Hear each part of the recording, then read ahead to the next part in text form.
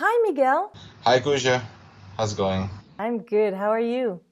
Fine, in the middle of the heat of Barcelona. Barcelona in summer is hot. Yeah.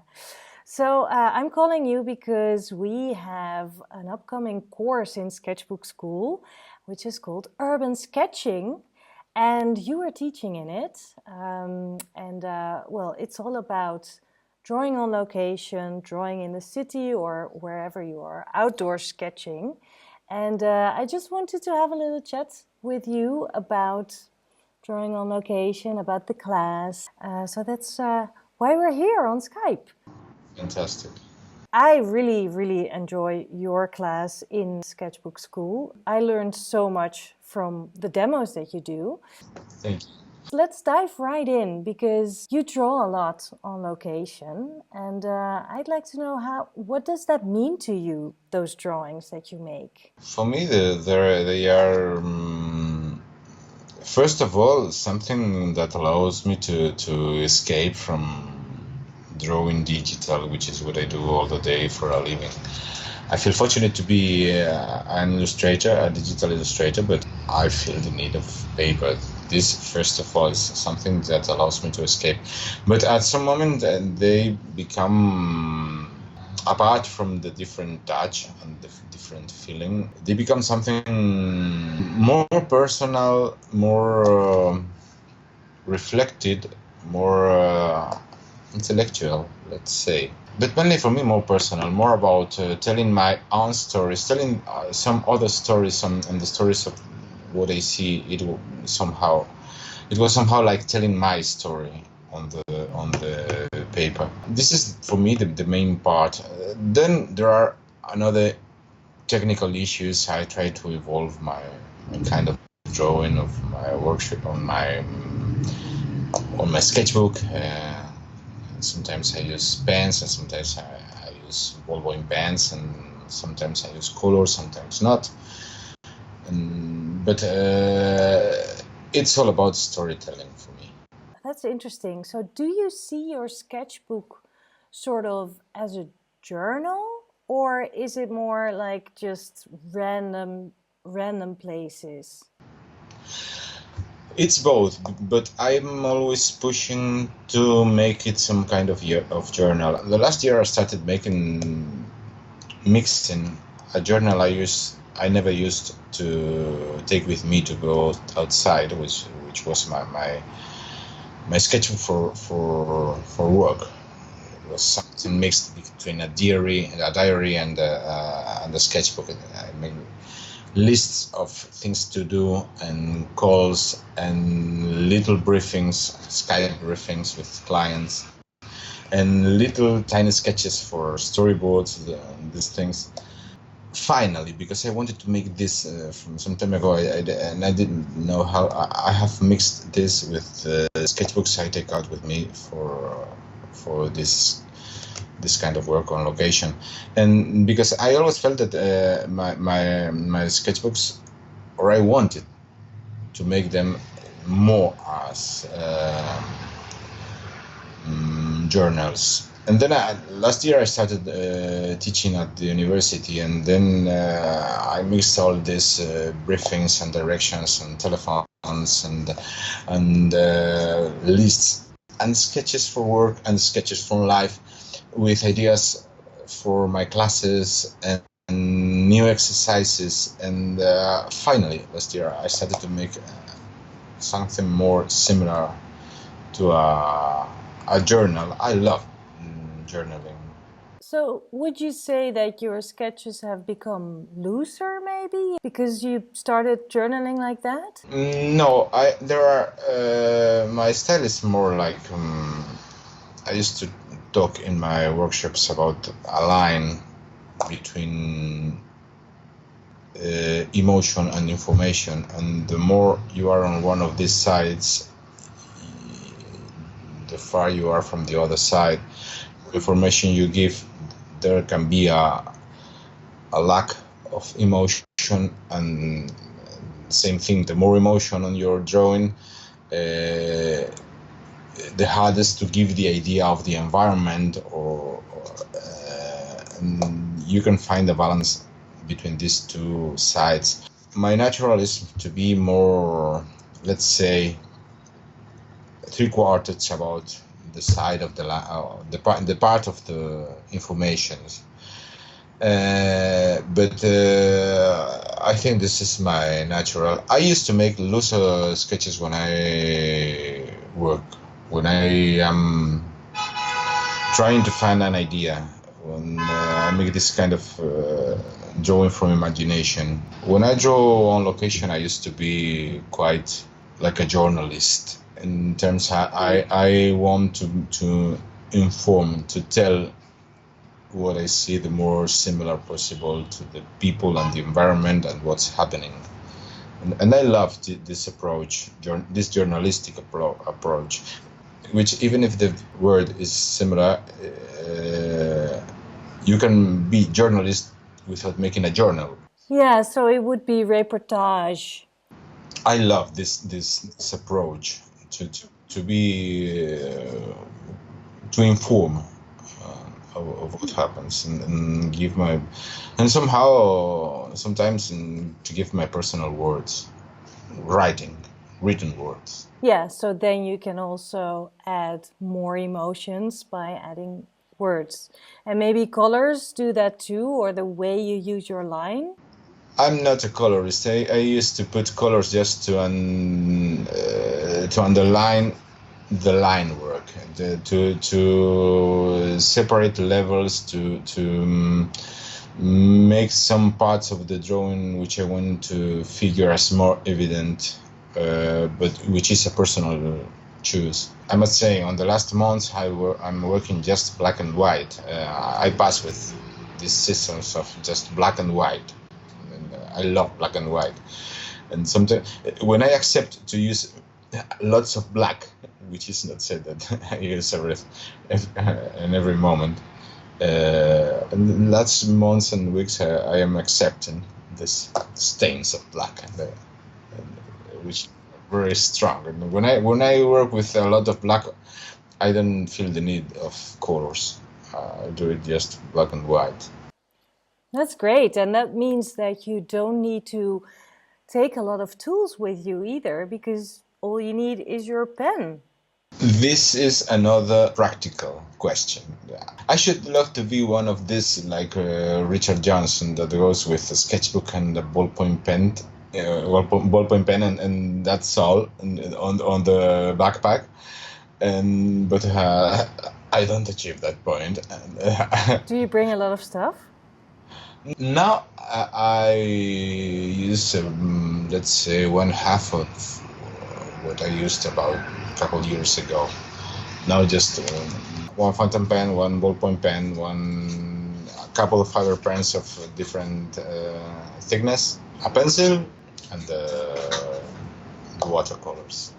Sounds like a good range of tools still, yeah. Well, this is very interesting because everybody always sort of struggles with what to bring because you never know what you will need, you know.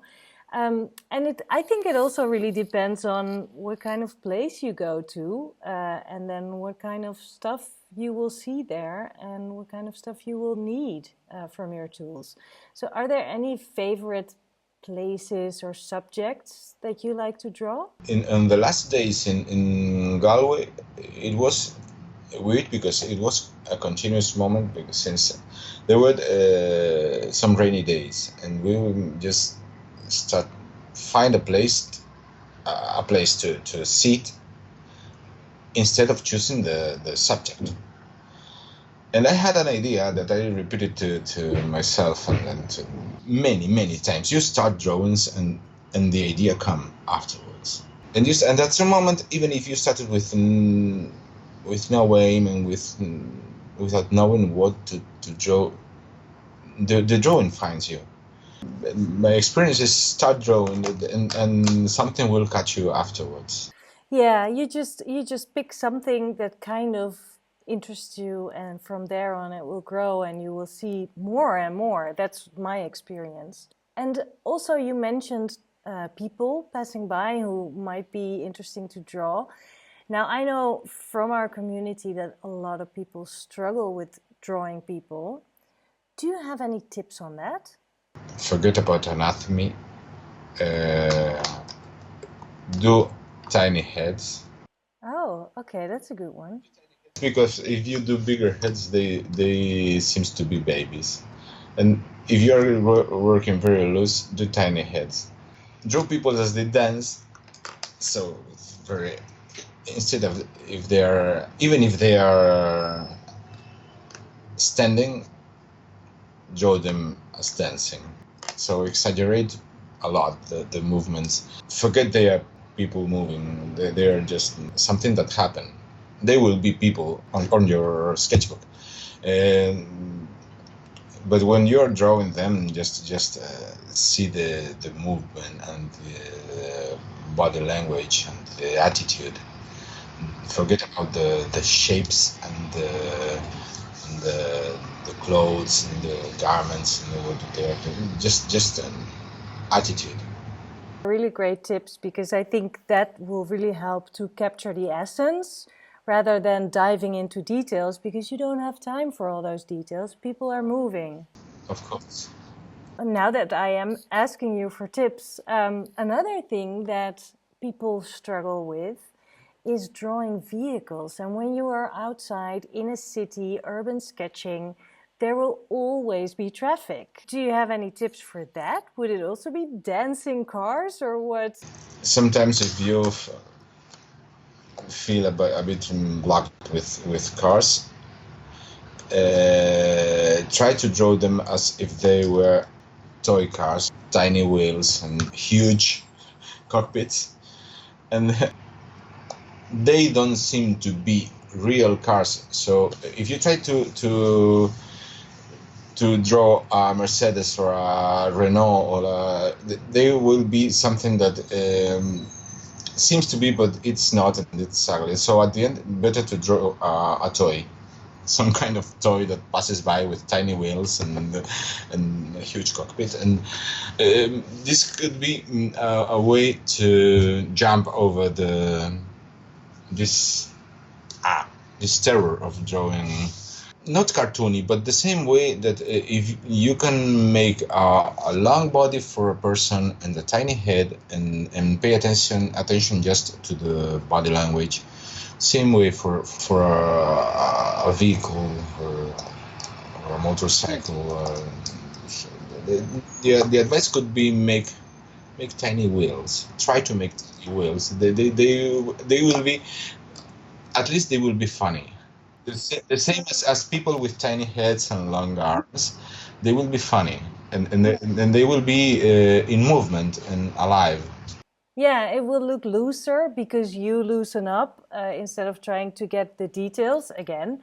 You just try to capture the essence and give the idea of that vehicle. So, okay, so all I need to remember is tiny heads and tiny wheels. There we go. Yes. For example. Well, I think in general, it's just really about loosening up, and you're drawing a part of the drawing, and altogether it will become, a whole, and it doesn't really matter if the person is a little bit wonky or the car is a little bit cartoony, because it's part of the whole scene. So I think these are really, really great tips. Yeah. There's something that can be much more personal about, not only about telling the story in front of you, but about telling your own story. The moment you feel you're living some moment, some hour with this angle of the street, and you realize that you are trying to catch this and put it on your paper, this is a magic moment, because you can forget about your lack of technique and just trying to write a piece of your journal. Write, I mean drawing, but approaching it as and that moment, if you achieve this, not like just a hobby, but this hour I am in a deep relationship with this part of the street, you can forget about anatomy, perspective, and everything, and just express yourself, but not express yourself on this kind of superficial way that express yourself. No, you must have some moment of taking a breath and reflect on what you're doing and trying really to steal that and put it on your and once you arrive to this I don't know how to say it, how to call it, mental moment, you try to mimic that moment some other times, because it's this that allows you to draw freely and without following these other rules, anatomy and perspective and proportion, and just making it explode and going through your head to the paper. I think that is really a great summary of what urban sketching is. You know, it's not just drawing a scene, it's really telling a story, reflecting on what you see, reflecting on what you draw, and it all translates through your line, through your pen lines, with the ink and the colors, whatever you want to use, and that tells the story. So I think that's really a great summary of urban sketching, yeah. Yes. I think that urban sketching can be very, very funny, making it with some other people. But I think that your personal evolution arrives alone. Or if you find your moment alone, even if surrounded with other people and other friends, you need some moment of isolation to be you and your sketchbook and the scene and the moment, and trying to catch all this and put it on the sheet of paper. You feel something like growing yourself. You know, it's deeper than funny. You can then go with your friend around and go for a beer, and then it's the most. Yes, it's enjoyable and it's rewarding, and then you go for a beer and celebrate. Yes, yes.